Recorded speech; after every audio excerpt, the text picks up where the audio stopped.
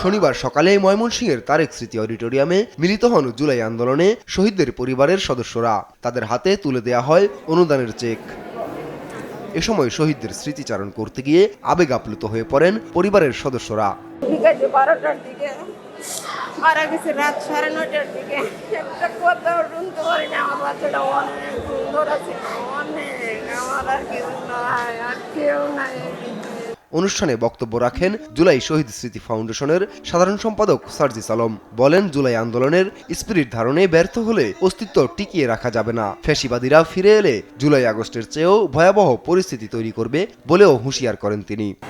খুনি হাসিনা এবং তার দোসররা সব দিক দিয়ে চেষ্টা করছে আমরা যেন সফল না হই, এবং কোনোভাবে যদি আমরা ব্যর্থ হই, আমরা যারা এখানে রয়েছি কারোরই অস্তিত্ব খুনি হাসিনা রাখবে না।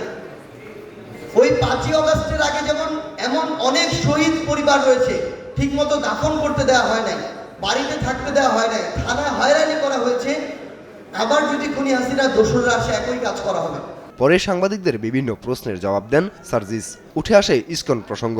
ধর্মকে ব্যবহার করে সম্প্রীতি বিনষ্টকারীদের নিষিদ্ধের দাবি জানান তিনি। কেউ যদি ধর্মকে ব্যবহার করে, সে যেই ধর্ম হোক না কেন, ধর্মকে ব্যবহার করে যদি যে কোনো ধরনের উগ্র সাম্প্রদায়িক কার্যকলাপে লিপ্ত হয়, সেটা ইসকনের মতো কোনো উগ্রবাদী সংগঠন হোক বা অন্য যে কোনো সংগঠন হোক, যে কোনো ধর্মের হোক, তাদের বিরুদ্ধে আমাদের অবস্থান সবসময় সোচ্চার থাকবে। এবং আমরা চাই এরকম উগ্রবাদী যে সংগঠনগুলো রয়েছে যারা ধর্মকে ব্যবহার করে মানুষের ভিতরে এরকম সাম্প্রদায়িক সংঘাত ঘটাতে চায় এবং দেশে একটি অস্থিতিশীল পরিবেশ তৈরি করতে চায়, সে সকল উগ্রবাদী সংগঠনকে যেন নিষিদ্ধ করা হয়। এদিনই 55 জন শহীদের পরিবারকে 5 লাখ টাকা করে অনুদানের চেক দেয়া হয়। এ সময় আর্থিক সহযোগিতার পাশাপাশি শহীদদের পরিবারের সদস্যদের কর্মসংস্থানের ব্যবস্থা করার কথাও জানান ময়মনসিংহের অতিরিক্ত বিভাগীয় কমিশনার। নিউজ ডেস্ক, দেশ টিভি।